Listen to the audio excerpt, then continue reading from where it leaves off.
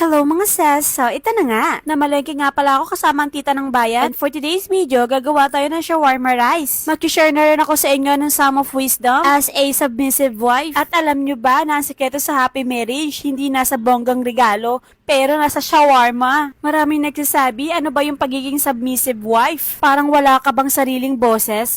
Pero mamis, teka lang ha. Ang totoong submission, hindi ibig sabihin na wawala ka. Hindi to kahinaan, kundi lakasan nagpapakita ng respeto at pagmamahal. Para kang shawarma, ang sarap niya ay nasa balance ng mga ingredients. Ganon din sa marriage. Balance is the key. Kapag ikaw ang nagbigay ng respeto at support kay Mr., susuklian niya ng pagmamahal at pag-aaruga. Always remember, being submissive doesn't mean tahimik ka na lang sa lahat ng bagay. Hindi ka doormat, okay? Ang pagiging wife, partner ka rin, kasangga. Submissive ka with wisdom at puso. Sabi nga sa Bible, a wife of noble character is worth far more than rubies.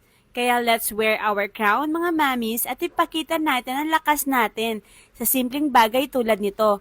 Pagluluto ng paborito nating food.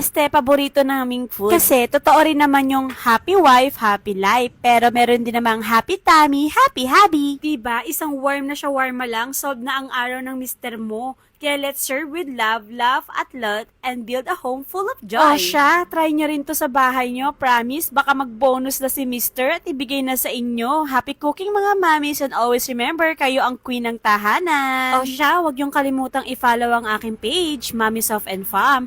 Lalo na kung gusto nyo maka-update more sa mga ganitong klase ng video. More kainan at more lutuan session tayo mga sas.